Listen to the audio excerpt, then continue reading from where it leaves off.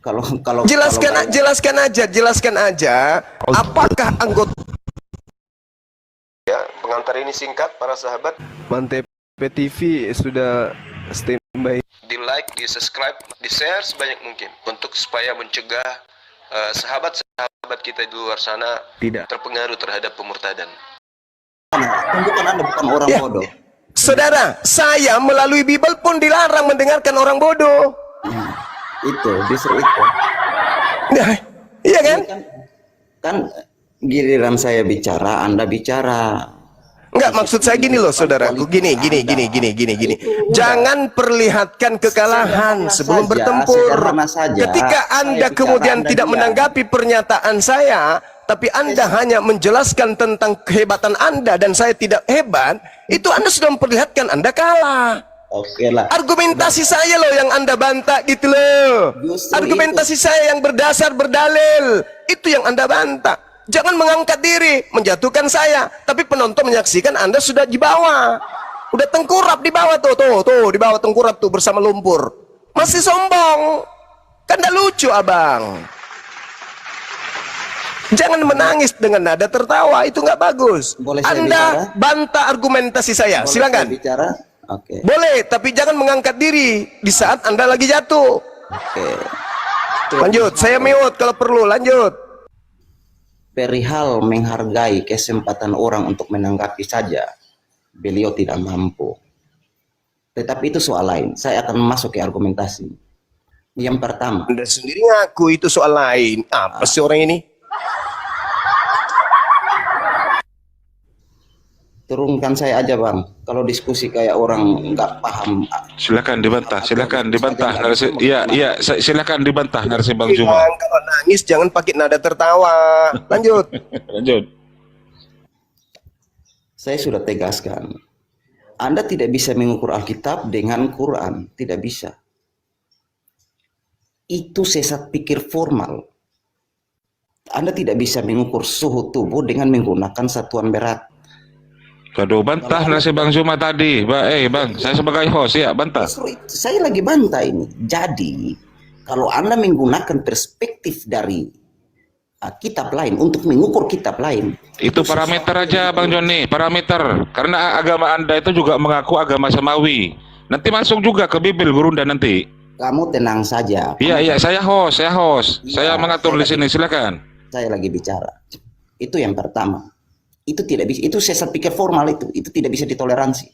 Yang kedua, ketika Anda bicara bahwa Yesus Kristus melarang mengingatkan agar jangan mempercayai orang-orang yang membawa namaku, dalam konteks itu Yesus Kristus mau menjelaskan bahwa semua orang bisa mencatut namanya untuk kepentingan pribadi.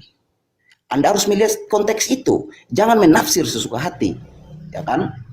Nah, inilah yang saya bilang bahwa ketika Anda menggunakan perspektif dari konteks yang lain untuk mengukur satu kitab dengan perspektif dan konteksnya tersendiri, itu Anda keliru. Terima kasih. Silakan, Gerunda. Cuma bisa ngaku keliru gitu. Nih, tak kasih bumbu ya, tak kasih bumbu biar masakannya lebih sedap. Ini, kamu buka kitabnya Yahudi di situ kalau masih ada. Ratapan 4:20, orang yang diurapi Tuhan, napas hidup kami tertangkap dalam pelubang mereka. Dia yang kami sangka dalam naungan kami akan hidup di antara bangsa-bangsa. Anda paham tidak? Orang yang diurapi Tuhan dalam bahasa Ibrani itu apa? Mesias. Mesias dalam bahasa Yunani apa? Kristus. Dalam tradisi Islam apa? Al-Masih. Saudara, dengarkan saya. Kali ini harus Anda kemudian dengarkan saya. Kali ini, sebuah kitab yang kita anggap suci, itu harus siap untuk dipretelin oleh kitab manapun. Yang namanya firman Tuhan, saudara, kedudukannya harus jauh lebih tinggi dari seluruh kitab yang ada di atas muka bumi ini. Jadi jangan kau menangis ketika kitabmu itu kesepak dengan Al-Quran.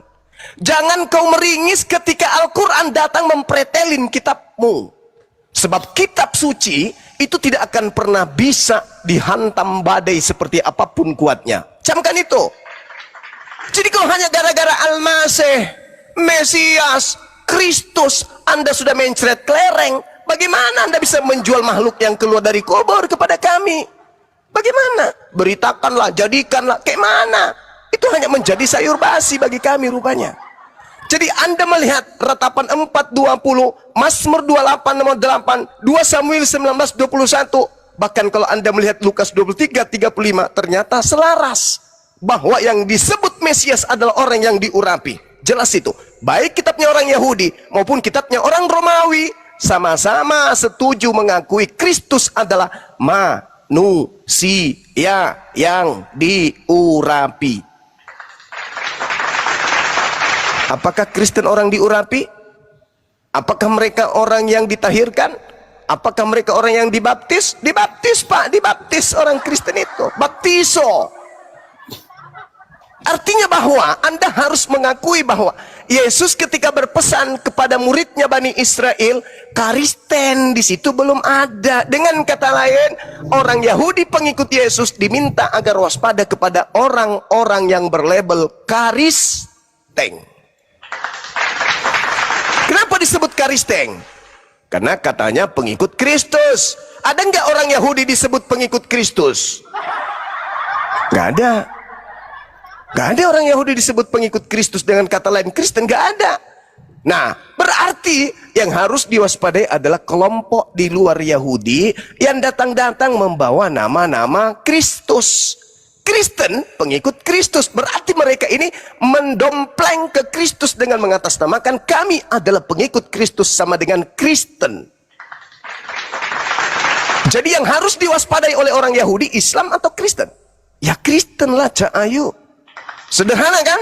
Sederhana. Sekarang yang jadi permasalahan adalah tolak ukur Anda untuk memahami sebuah kebenaran itu bukan akal. Anda mengukur kemudian air dengan menggunakan dayung. Sulit itu.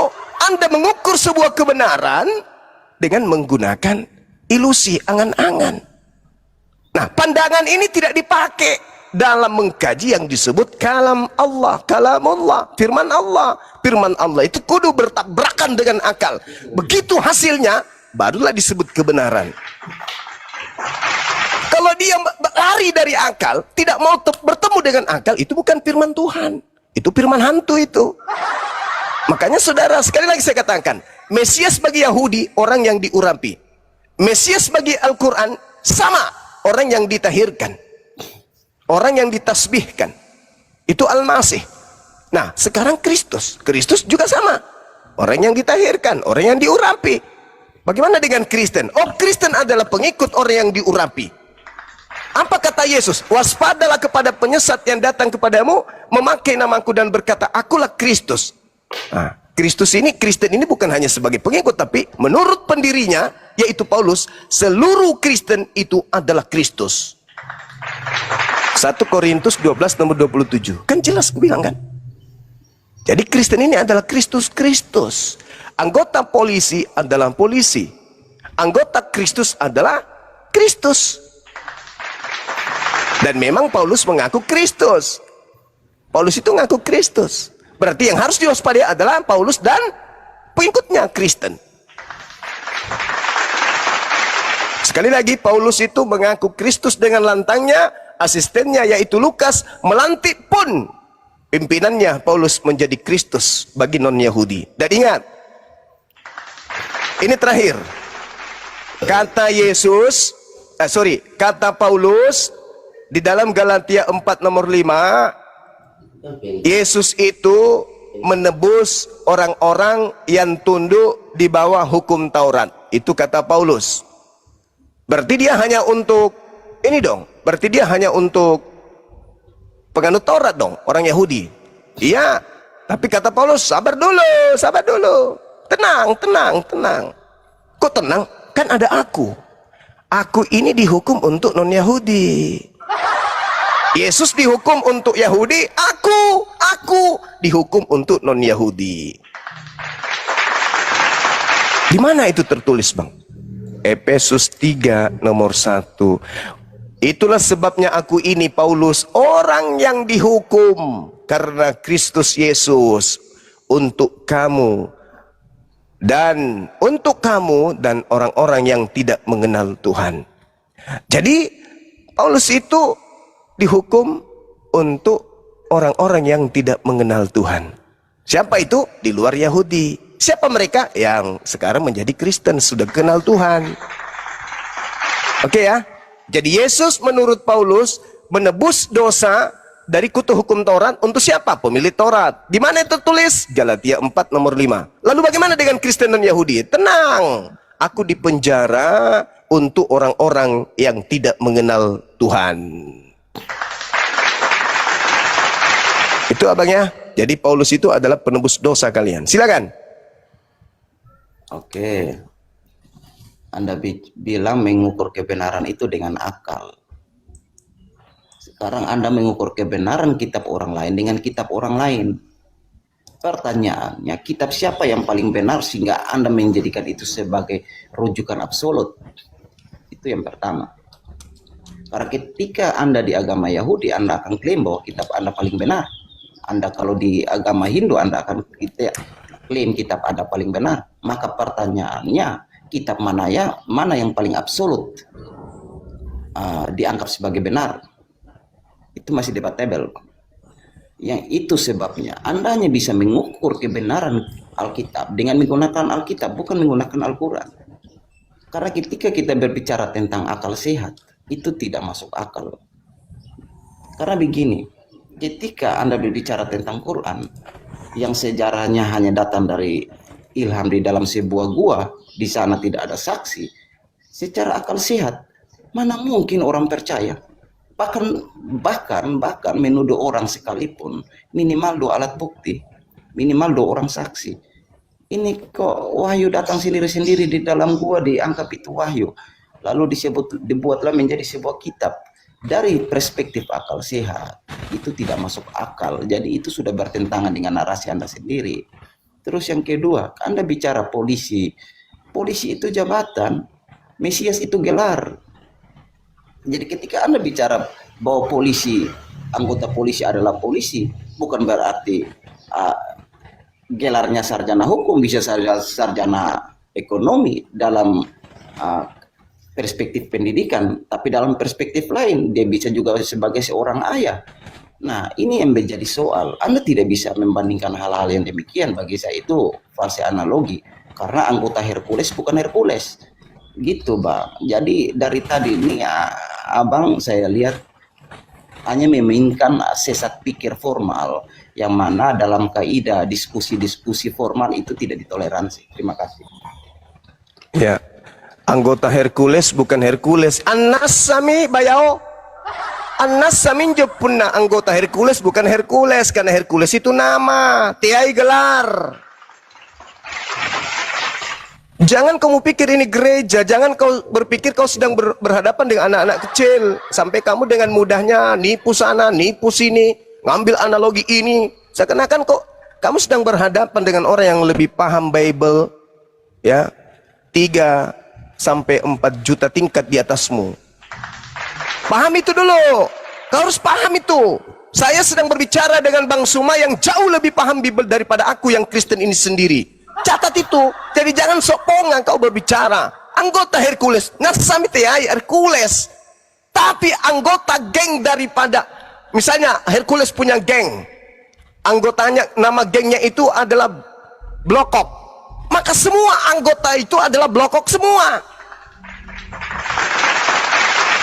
Polri atau polisi itu adalah jabatan dan sekaligus gelar.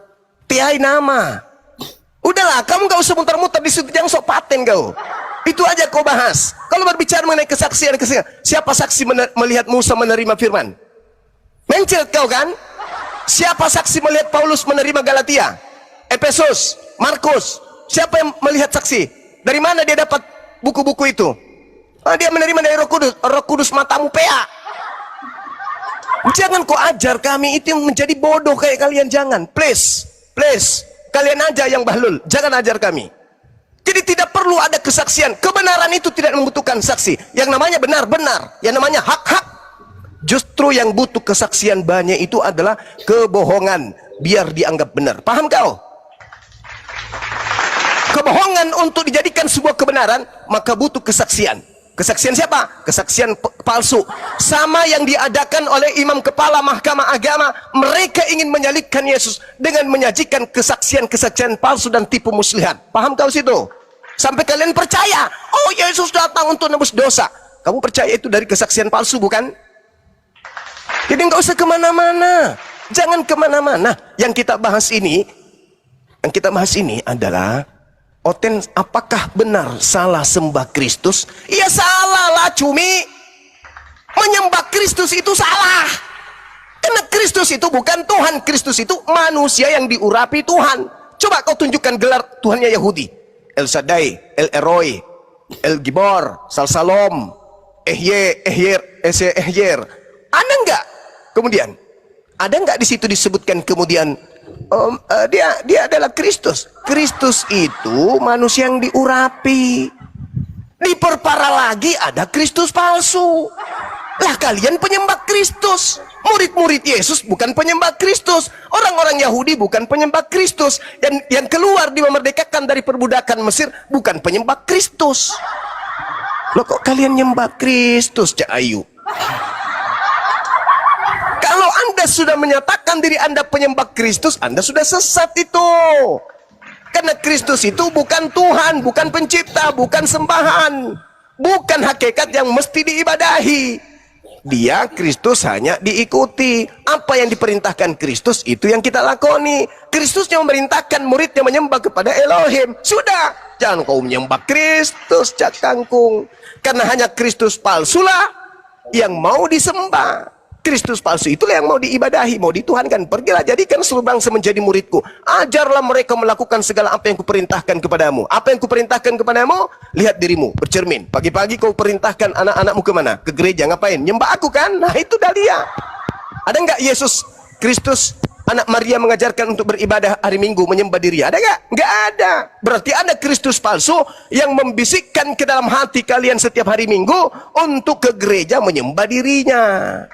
Itulah yang harus diwaspadai oleh orang Yahudi. Waspadalah kepada penyesat yang datang kepadamu memakai namaku dan berkata akulah Kristus.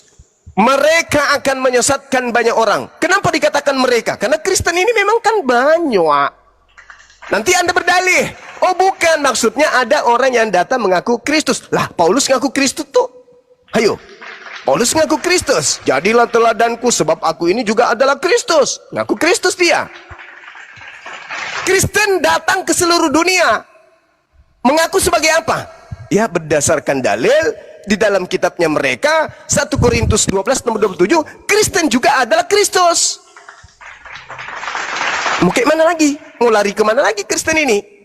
Paulusnya mengaku Kristus. Kristennya sendiri, oknum-oknumnya adalah juga Kristus. Makanya dalam Galatia 4 nomor 7, Kristen bukan lagi hamba. Kenapa? Karena Kristen sudah setara dengan Yesus, yaitu Kristus. Makanya dikatakan, engkau adalah tubuh Kristus. Engkau mensifati sifat Kristus. Orang Kristen mensifati sifat Kristus. Galatia 3:27. Galatia 3:26, Kristen bukan lagi anak manusia, tapi mereka adalah anak-anak Tuhan. Kisah Para Rasul 9:22, Paulus dibuktikan sebagai Kristus di situ. Kisah 9 nomor 22, Paulus terbukti Kristus di situ. Yang mana yang harus diwaspadai? Yang mengaku Kristus dan yang memakai nama Kristus. Siapa itu? Siapa itu? Hindu, Buddha, Islam, Yahudi, ateis? Bukan. Siapa itu? Ya saudara saya ini, si Joni ini, si Kristus palsu ini. Begitu saudaraku. Ya, tenangkan hatimu. Jangan tinggi hati. Sunatkan hatimu. Sunat. Jangan sombong terhadap kebenaran. Meskipun sumbernya informasi ini dari saya sebagai Muslim, Jangan sombong. Jangan mentang-mentang kamu menerimanya dari sarjana teologi, itu yang kau percaya. Atau Anda pernah sekolah, jangan kau percaya. Kalau bertentangan dengan akalmu, jangan kau percaya. Saya kira begitu teman-teman, silakan.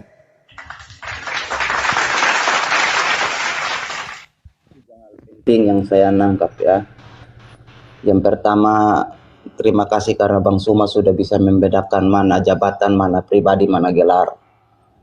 Itu yang pertama. Sehingga kalau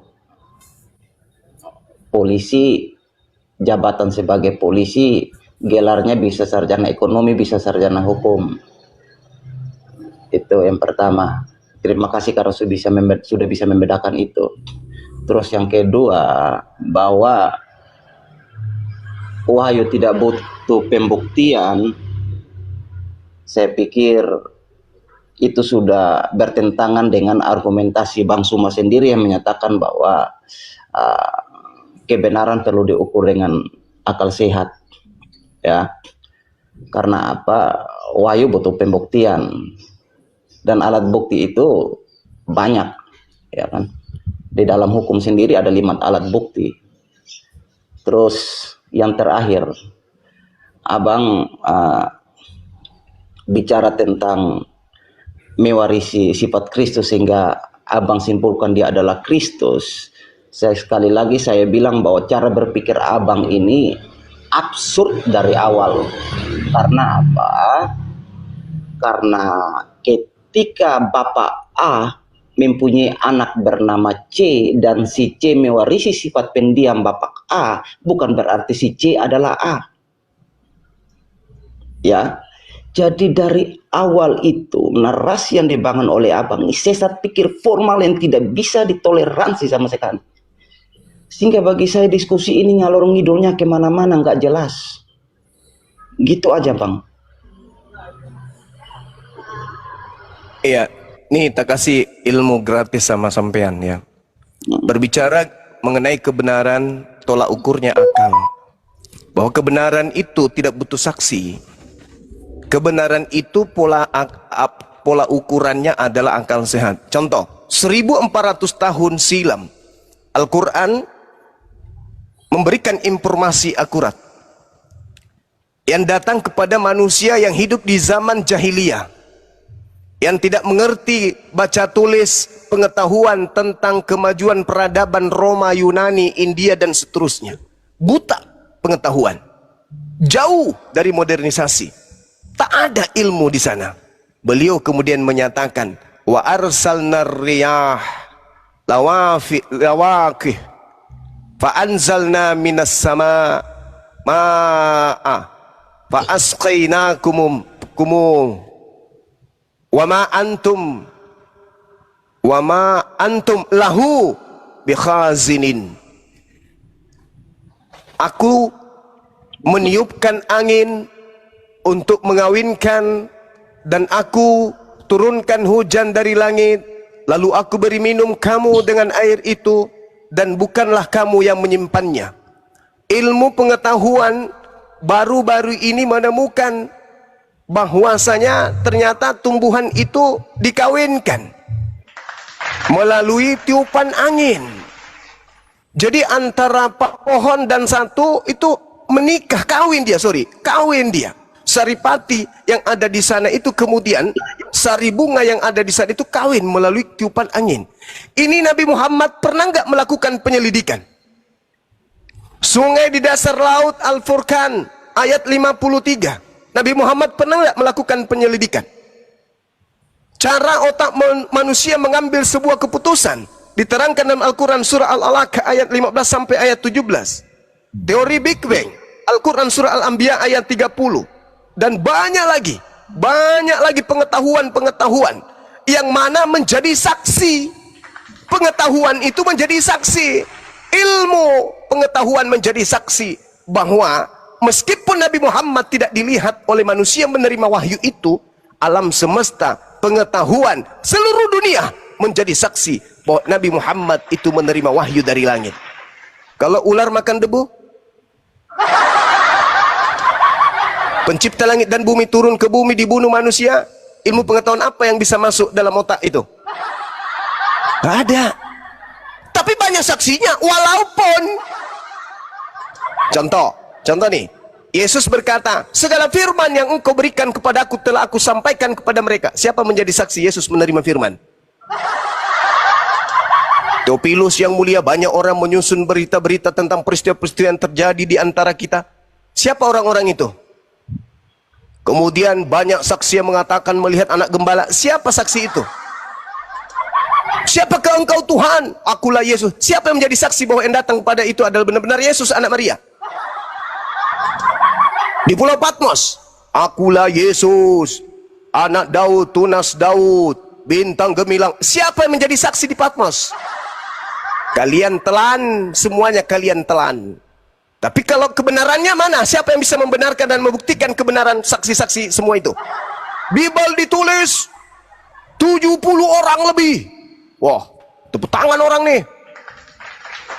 Siapa nama saksinya? Sebut satu. Nggak tahu. Apa kebenaran yang ditorehkan dari sana berdasarkan ilmu pengetahuan? Nggak ada. Nabi Muhammad seorang diri. Alam semesta ilmu pengetahuan yang menjadi saksi. Subhanallah. Jadi begitu saudara. Sekarang Anda mau lari kemana-mana. Ini kita sedang membahas tentang oten. Apakah salah sembah Kristus? Tidak usah kemana-mana. Jangan nyiksa diri Anda. Jangan nyiksa. Nanti saya uji Anda tentang sains pengetahuan dalam Bible, mencret nanti. Ini aja dulu.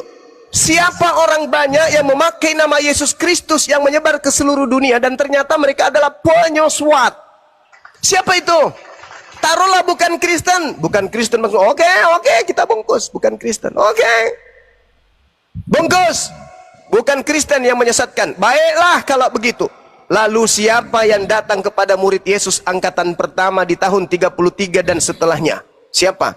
Dari mana? Apa nama kelompoknya orang banyak itu? Siapa yang memakai nama Yesus di luar mereka? Yang datang kepada mereka murid-murid. Waspadalah kepada pengsesat yang datang kepada kamu. Yang hidup di tahun 33 itu siapa di luar Yahudi yang datang ke sono? Siapa? Itu yang harus Anda jawab. Bukan kemana-mana. Jawab ini. Umat Islam tidak menyembah Kristus. Umat Islam datang dengan keislaman Al-Quranul Karim dan As-Sunnah. Memakai nama Nabi Muhammad. Tidak memakai nama Yesus Kristus. Orang Hindu punya kitab sendiri. Orang Buddha punya kitab sendiri. Orang Yahudi punya kitab sendiri. Satu-satunya yang menjual, menjajakan, mempromosikan nama Yesus hanya Aliteng. Taruhlah Kristen tidak sesat. Oke? Kalau begitu PR Anda adalah menunjukkan kelompok banyak yang memakai nama Yesus itu siapa. Silakan.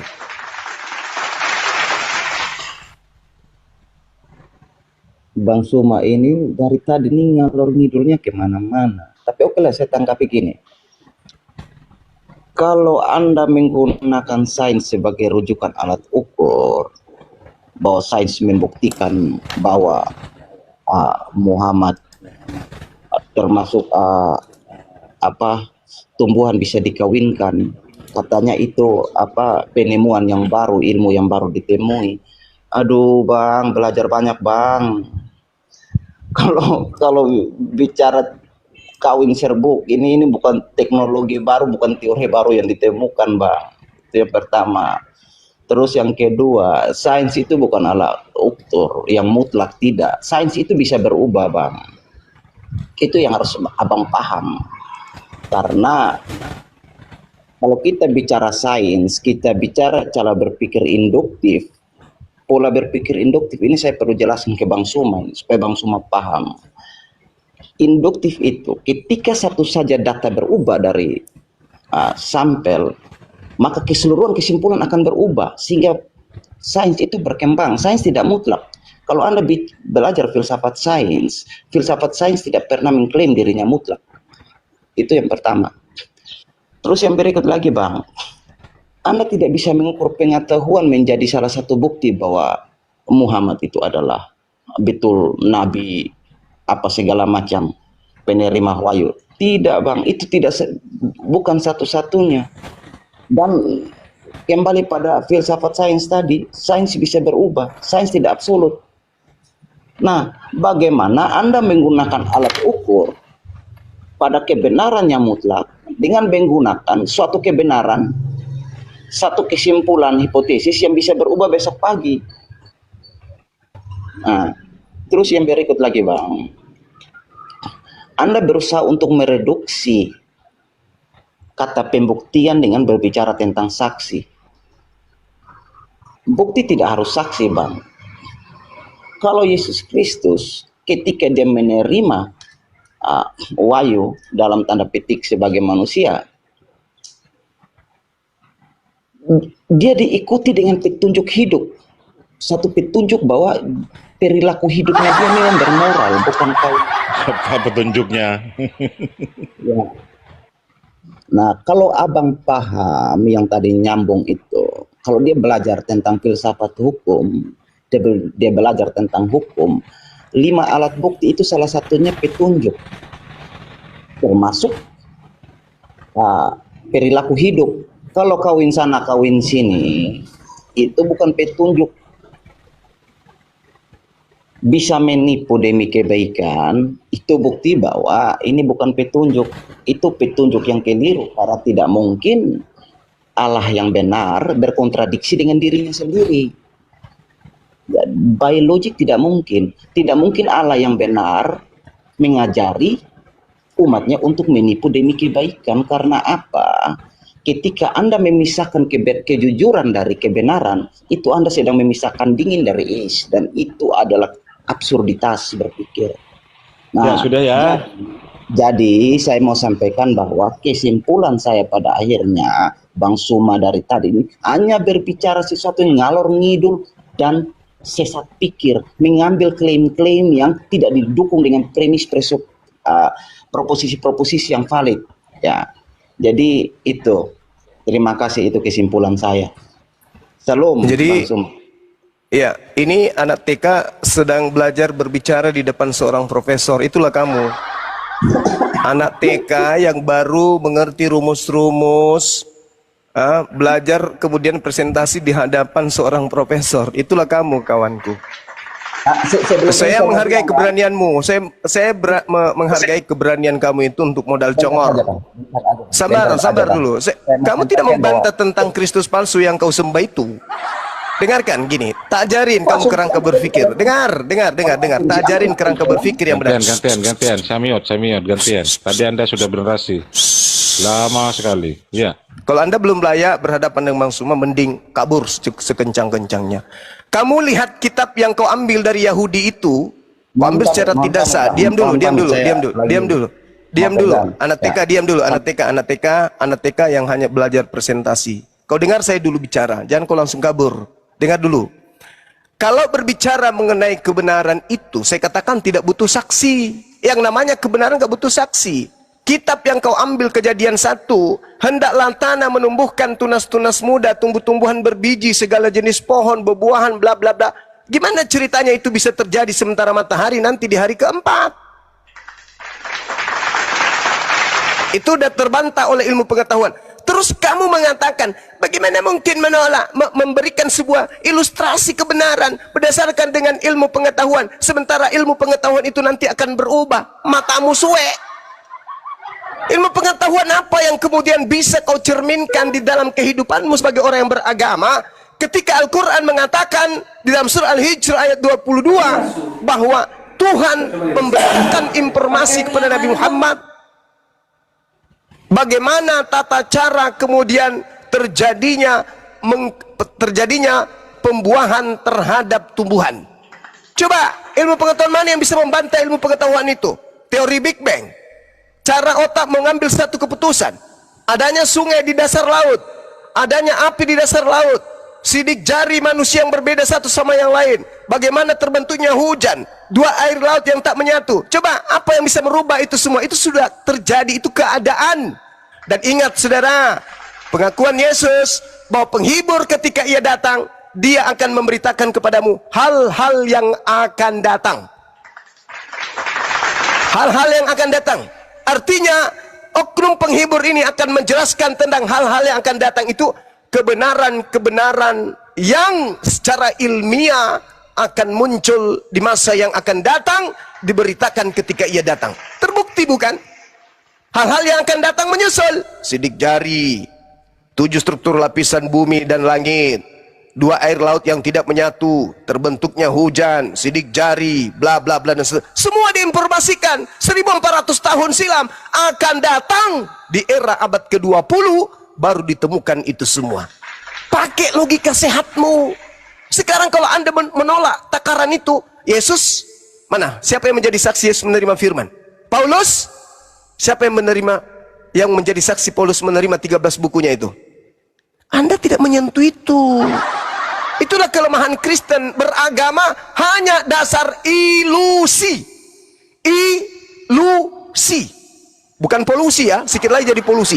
Ilusi. Hanya angan-angan saja. Tak ada dasar pijakan yang benar. Sedangkan yang kita bahas ini adalah, Oten ini apakah salah sembah Kristus? Anda tidak menyentuh. Kenapa? Sebenarnya Anda sudah kalah sebelum bertarung. Karena dengan Kristen mengaku menyembah Kristus, itu sudah ditendang oleh Yahudi karena Kristus itu bukan Tuhan. Kristus itu manusia yang diurapi Tuhan, kok disembah.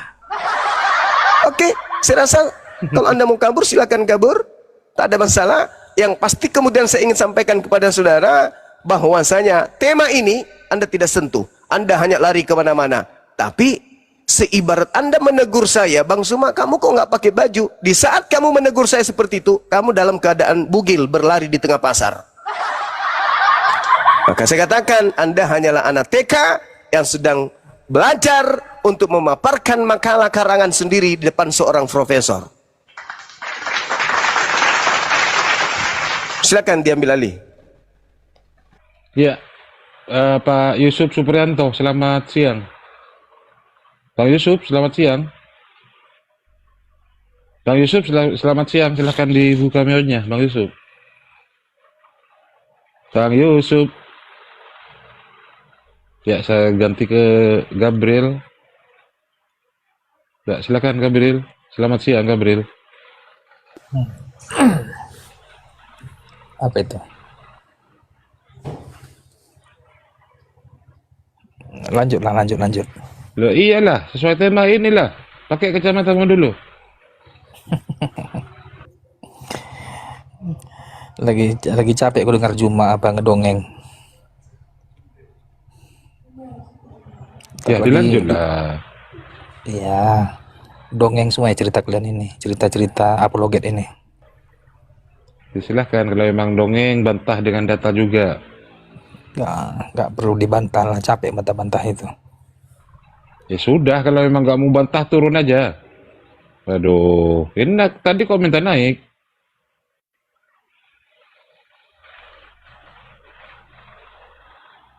Ya silakan teman-teman Kristen yang lain yang mau berdiskusi.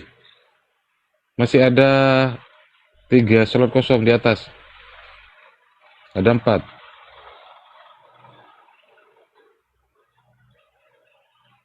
Pak Cik Kredel, silakan naik Pak Cik Kredel. Pak Cik yang dari Singapura, silakan.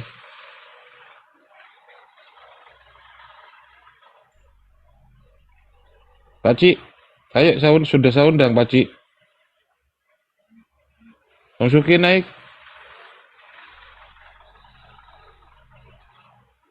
Ya, saya naikkan dulu ya. Yang Islam jangan naik dulu teman-teman ya. Sudah ada narasumber di sini di atas.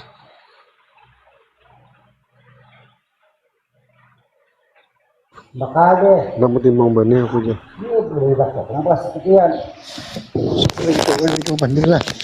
Masuk kok. Ini besok kan Jumat. Ya, Dani, selamat siang Dani. Dani, selamat siang Dani. Dani, selamat siang. Dani, selamat siang Dani. Aduh, kok berisik banget sih.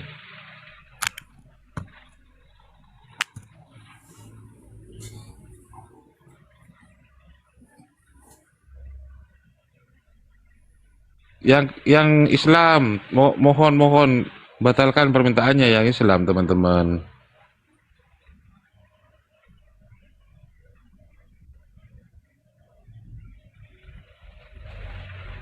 Pak Supriyanto, monitor Pak Supriyanto. Ya, saya selamat siang. Ya, selamat siang Pak Supriyanto. Di sini temanya Oten salah sembah Kristus. Berarti ada Kristus lain ya, Pak Iya. Supriyanto. Ya, silakan Iya, kalau saya mau sering, dibantah Pak Supriyanto. saya sering mendengar dari abang kita Juma itu yang sering mengatakan seperti itu. Mungkin pemahaman kami juga berbeda tentang yang kami sembah itu, atau sebenarnya Yesus Kristus itu kan perantara bagi kami yang Katolik ya, yang Kristen Katolik itu Yesus adalah perantara. Mengapa dikatakan Tuhan? Karena dia diberi kuasa. Yang memberi kuasa adalah sang sumber itu sendiri, yaitu Bapa itu. Atau Bang Juma bisa menjelaskan mengapa Yesus itu selain Yesus Kristus, selain diurapi, apakah ada pengertian tentang Kristus, Bang Juma? Ya, Iya. ya, monitor. Kristus itu juru selamat secara fisik, secara tradisi Yudaism. Kristus adalah utusan Tuhan yang membebaskan bangsa Israel dari penjajahan fisik bangsa lain. Daud, Harun, Saul, Gedeon, Hizkia. Karena Yesus tak sanggup kemudian melakukan itu, maka Yesusnya ditolak. Karena Yesus tak sanggup memberikan kemenangan terhadap fisik mereka, jiwa mereka, bangsa mereka yang tertekan oleh bangsa Romawi.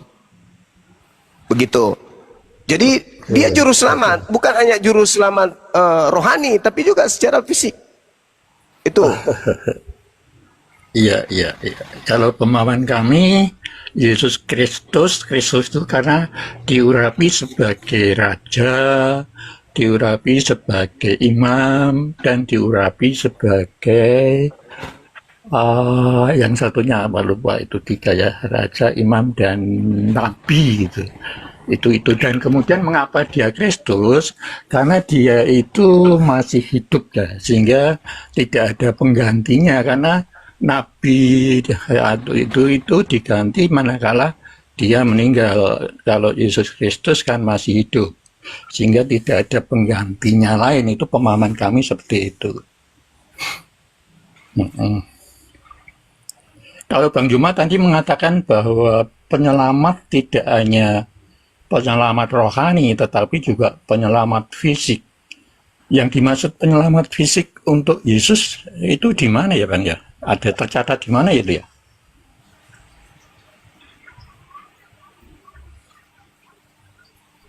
Bang, saya ditanya terkait pengertian Mesias. Saya jelaskan, Mesias atau Kristus bagi yang punya konsep ini adalah orang yang diurapi Tuhan, yang mampu menyelamatkan Bani Israel dari tekanan bangsa lain.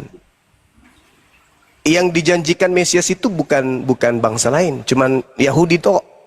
Bani Israel yang dijanjikan Mesias, bukan Karisteng. Karisteng ini hanya penumpang gelap aja.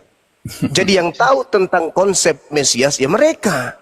Contoh, Ratapan 4 nomor 20, orang yang diurapi Tuhan, dan seterusnya. Mazmur 88, Tuhan adalah kekuatan umatnya dan benteng keselamatan bagi orang yang diurapinya. 2 Samuel 19 nomor 21. Semua berbicara mengenai orang yang diurapi, yang kemudian bisa menyelamatkan bangsa Israel dari tekanan penjajah. Ya, tidak apa-apa. Kalau ini Bang Yuma, ini kan Bang Yuma tadi mengatakan hanya diutus untuk bangsa Israel gitu ya. Mengapa Betul. demikian Bang Yuma? Kalau pemahaman Bang Yuma, mengapa hanya untuk bangsa Israel gitu? Karena memang Tuhan lebih mengutamakan Israel pada masanya sampai kepada datangnya Yesus. Di luar bangsa Israel itu tidak dianggap umat. Apalagi Roma, nggak dianggap umat Romawi itu. Romawi inilah yang kemudian menggaungkan agama Kristen. Sementara mereka tidak ada nabi yang datang kepada mereka. Nggak ada kitab suci yang datang kepada mereka. Ya mereka sebut perjanjian baru hanya catatan-catatan pewarta yang mereka kumpulkan, yang mereka kemudian loloskan pada saat pengkanonan. Perjanjian baru hanya remah-remah yang dihasilkan dari terjemahan kitabnya Yahudi yang mengalami evolusi dan seterusnya, koreksi demi koreksi. Di abad keempat baru disahkan menjadi kitabnya orang Katolik.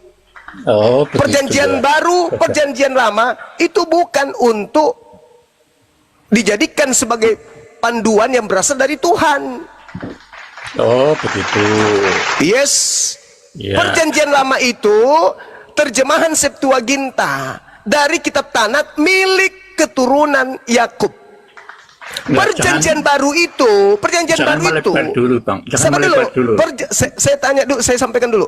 Perjanjian baru itu hanya tulisan-tulisan pewarta yang dianggap kitab dan dijadikan sebagai suci. Oke. Bukan tulisan nabi-nabi, bukan wahyu Tuhan. Silakan.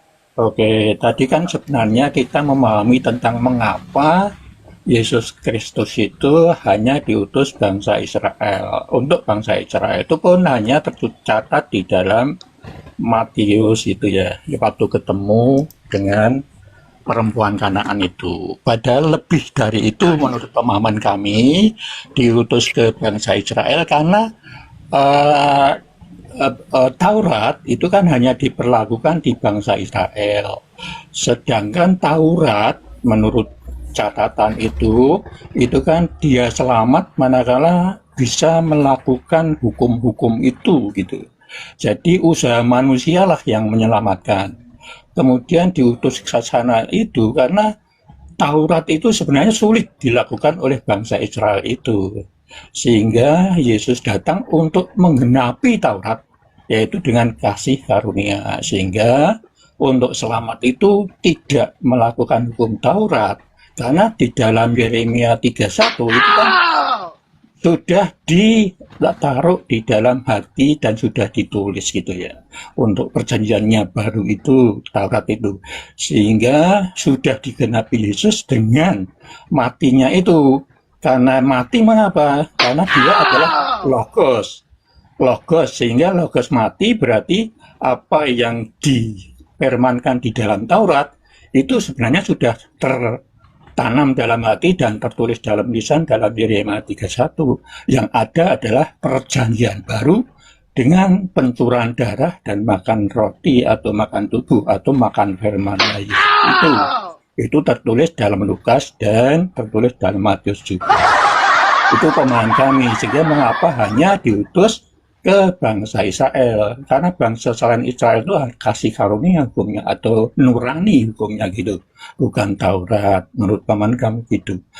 Ini yang lain Bang Yuma, karena kita perbedaan pemahaman saja. Kalau di dalam perjanjian baru itu sebenarnya ada berapa toh di dalam perjanjian baru dan mengapa demikian? Iya, jadi sekali lagi saya katakan, perjanjian baru itu bukan firman Tuhan. Catat itu. Perjanjian baru itu bukan firman Tuhan. Perjanjian baru itu catatan-catatan pewarta yang dihasilkan dari hasil penyelidikan.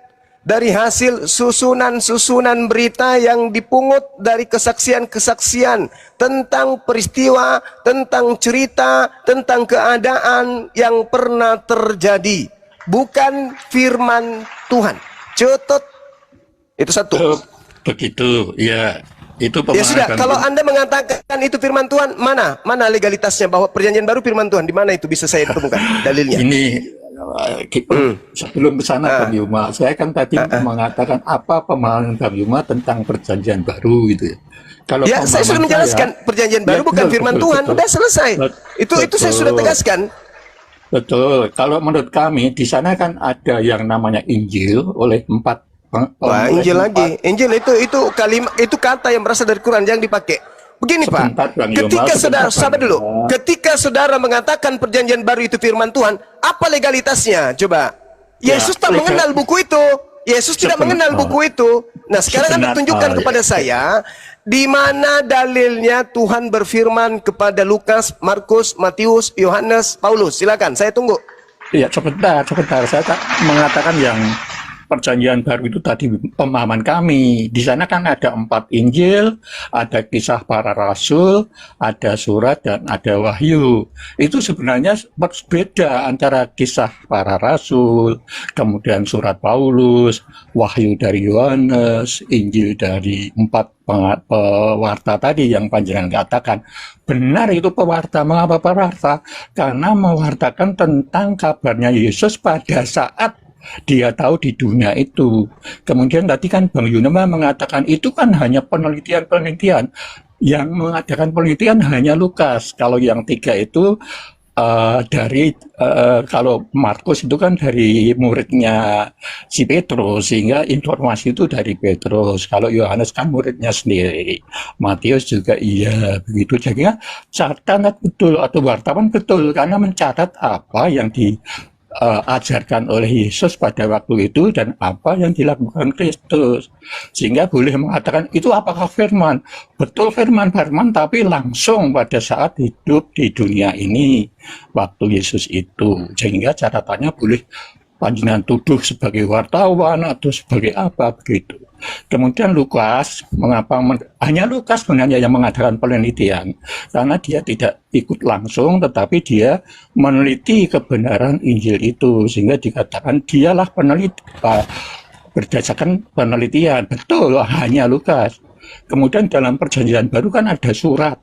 Surat itu sebenarnya mengingatkan ajaran yang disampaikan di Galatia, Efesus oleh Paulus. Karena di Paulus itu kan mengajarkan tidak sendiri, tetapi dengan Barnabas gitu. Kemudian wahyu itu semacam mimpi panjang oleh Yohanes. Itu gambaran-gambaran setelah manusia itu di alam kubur kayak gitu ya. Itu pemahaman kami, sehingga untuk memahami wahyu itu sangat sulit. Harus mengetahui apa yang ditulis dalam Injil atau apa itu, kabar baik lah, kalau tidak boleh dikatakan Injil itu. Semuanya harus tahu, sehingga untuk memahami wahyu sangat mudah gitu Bang. Itu tentang Perjanjian Baru. Kemudian Bang Yuma mengatakan apa legalitasnya.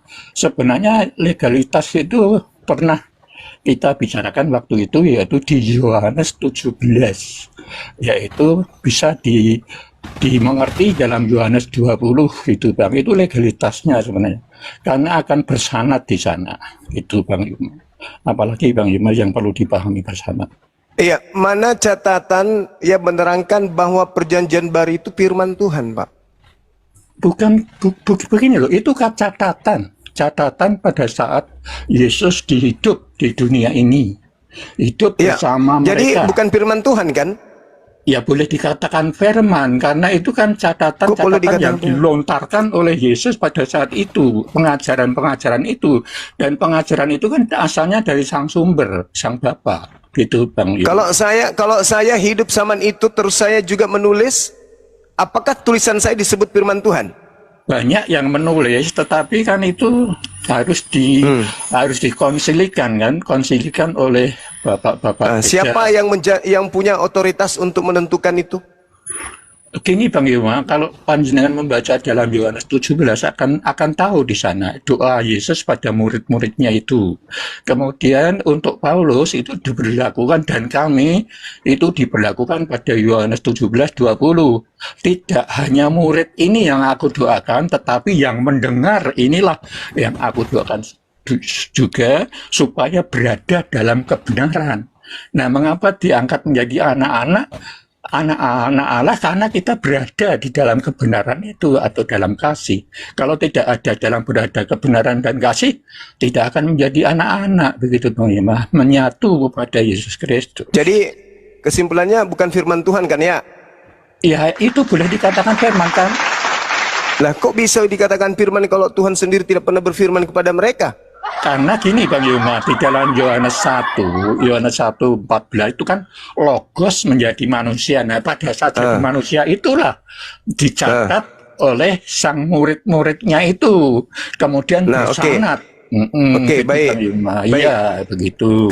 Ketika kemudian Yesus itu datang sebagai Logos, penyampai firman, berarti kan ya?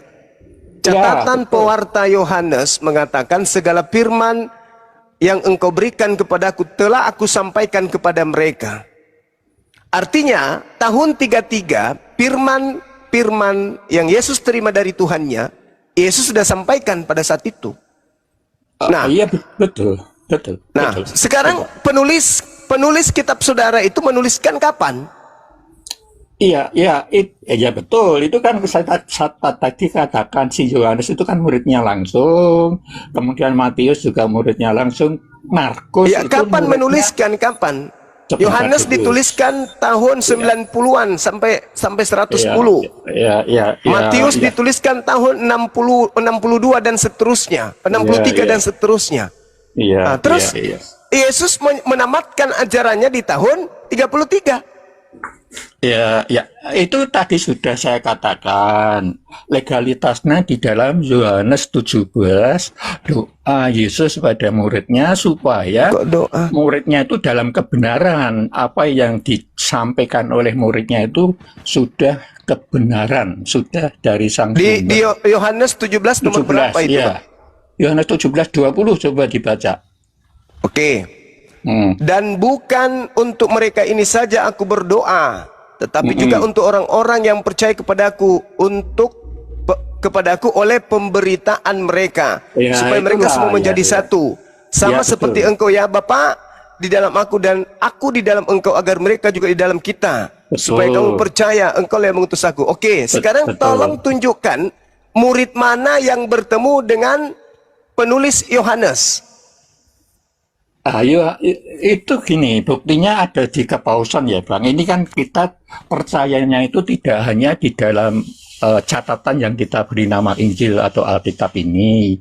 Tetapi kalau Kristen Katolik kan ada yang namanya katekismus dan juga apa ya, itu ada 3 ya, ada kitab suci, katekismus dan budaya mereka atau apa namanya ya, itu ada 3 itu yang kami Berarti percaya. tidak ada data akurat berarti. Ini Bang Yohanes Yuma, 17 Bang Yuma Yohanes sebentar, Bang Yuma. 17 nomor 20 dan bukan untuk mereka ini saja aku berdoa, Betul. tetapi juga untuk orang-orang yang percaya kepadaku oleh pemberitaan mereka. Pemberitaan Ya. mereka memberitakan kepada siapa? Makanya kan tidak tercatat di dalam Ya catatan itu makanya, itu. makanya saya katakan kitab Anda itu bukan firman Tuhan. Begini Bang Kalau Yuma. pemberitaan, sabar Bang, kalau pemberitaan Yesus itu disampaikan kemudian oleh muridnya, muridnya menyampaikan kepada siapa? Murid yang mana menyampaikan kepada siapa? Begini, kalau yang sudah terbukti itu yaitu Petrus, itu paus yang pertama ya. Kalau sampai sekarang kan sudah ada paus 267. Oh, nggak bisa. Petrus Itu bertentangan, Bang. Nah, Bertentangan. makanya tadi saya mengatakan bahwa kalau Katolik itu tidak hanya Alkitab atau catatan-catatan ini, tapi ada yang lain yaitu katekismus dan yang satu itu apa ya? Itu ada 3 itu Bang, iman kami. Sedangkan iman kami, 4 ya, kitab kanonik ini aja tidak ada validasi, apalagi yang itu. tidak mungkin Petrus itu diutus hanya kepada orang-orang yang bersunat, bukan kepada orang Roma, Yunani, Kristen. Galatia Iya. 2 nomor 8, ya itu Matius 15 nomor 24 dan juga Matius 10 nomor 5 nomor 6. Petrus dilarang ke bangsa lain. ya itu memang begitu, dalam catatan memang begitu. Tetapi Petrus pun, Paulus pun di dalam Kisah Para Rasul kan juga hormat kepada para murid itu, sehingga Kisah Para Rasul 15 itu kan dia memutuskan yang sunat tidak bersunat itu kan menjadi masalah, sehingga dia mengadakan konsili, mengadakan rapat-rapat di Yerusalem oleh pinitua atau murid-muridnya. Itu bisa dilihat dalam Kisah Para Rasul 15 itu, sehingga tentang sunat dan tidak sunat itu bukan keputusan Paulus, tetapi hasil konsili atau rapat bersama di Yerusalem oleh pinitua yang tercatat seperti itu. Oleh karena itu kan saya mengatakan perbedaan dalam Perjanjian Baru itu ada 4 Injil, ada Kisah Para Rasul, ada Surat Paulus, dan ada Wahyu tadi, begitu loh Bang Bima. Karena Kisah Oke. Para Rasul kan mencatat kisah-kisahnya Rasul pada waktu itu. Oke, oke. Kegiatan yang dilakukan, Oke. begitu Bang Yuma. Oke. Begitu. Nah, Yesus ini ketika kemudian menyampaikan firman Tuhan, apakah Yesus kemudian menambah dan mengurangi firman Tuhan tersebut? Contoh yang dikurangi dan ditambah yang mana Bang Yuma? Pertanyaan saya, apakah Yesus menambah dan mengurangi firman Tuhan? Kalau si Yesus ini kan sumbernya dari sang sumber Bapak ya, atau Bapak gitu ya. Ya, apakah dia tambah atau dia kurangi? Saya belum menemukan yang dikurangi dan yang ditambah, karena Bapak itu kan perintahnya, dia kan tergantung pada sang sumber. Kalau tidak ada sang sumber kan dia tidak akan mengatakan dan tidak akan melakukan, karena sangat terpengaruh dari sumber itu. Oke. Gitu. Bagaimana dengan penulis Lukas, penulis Markus, Matius, Yohanes, dan Paulus? Ya, ini kami mengimani itu Bang Yuma, karena sekali lagi itu kita mempercayai dalam Yohanes 17:20 tadi gitu loh Bang Yuma, sehingga Ya, kami pertanyaan saya, bagaimana ya. dengan penulis-penulis ini, pewarta-pewarta ini? Apakah sifat daripada tulisan mereka itu sama seperti sifat Yesus ketika menerima firman Tuhan, tidak menambah, tidak mengurang? Ya, tentu saja mungkin ada yang lupa ya Bang. Itu kan saling melengkapi antara si Matius, Markus, kemudian Yohanes. Kalau si Lukas itu kan penelitikan ya Bang, atau penelitian. Pertanyaan Kalau saya, apakah mereka tidak menambah, tidak mengurang seperti Yesus? Tetapi Yesus sendiri kan sudah berdoa ya Bang Yoma dalam Yohanes 17 itu kepada muridnya, sehingga dia itu yang dikatakan sudah berada dalam koridor kebenaran begitu. Itu kaitannya dengan dogma ya, dogma iman kami seperti itu Bang Yoma. Iya, dogma. Iya. Oke. Betul, Siap. betul, dogma iman kami seperti itu. Oke, saudara Bang Arif, mungkin yang lain saya siap ibadah. Yang penting sudah diakui doktrin, dogma gitu, Bang Yusuf. Makasih banyak informasinya, Bang. Iya, Bang. Dasarnya dari Yohanes 17 tadi. Ya, terima kasih juga, Bang Yuma. Iya, Bang Arif, sebentar saya izin sejenak dulu untuk ibadah. Ya. Silakan. Terima kasih, Bunda. Ya. Ustaz Fedik, monitor Ustaz Fedik. Ya, Ustaz Sugi, Pak Sugi, monitor. Pak Sugi. Pak Sugi, monitor.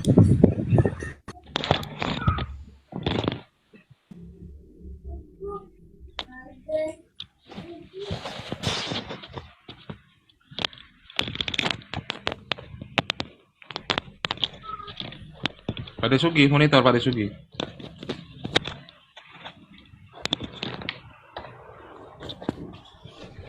Pak Desugi, monitor Pak Desugi. Ya sudah, gini aja saya tak turun saja Bang, lain kali aja tak naik lagi kalau ada yang mau diskusi dengan saya gitu Bang ya. Iya, nggak apa-apa, jangan turun dulu Pak gitu. Iya, nggak apa-apa. Iya. Sambil nunggu.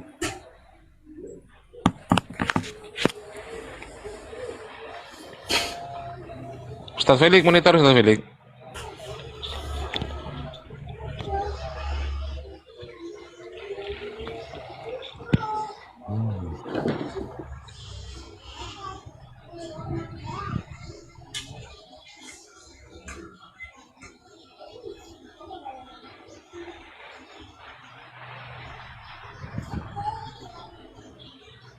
Mana Ustaz Sugi? Ustaz Sugi monitor. Mohon maaf tak turun aja saya. Mohon maaf tak turun aja.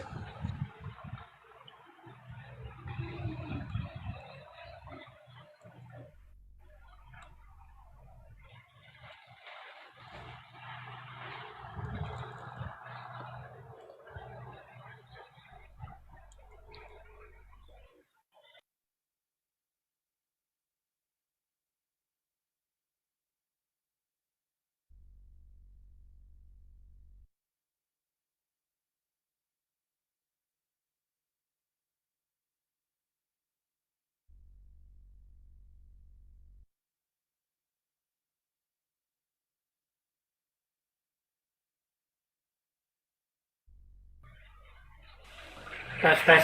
Dah mana Kristennya? Ya, dari tadi dipanggil nggak nyaut Ustaz Ugi, turun lah. Oh, Bagaimana masih beribadah.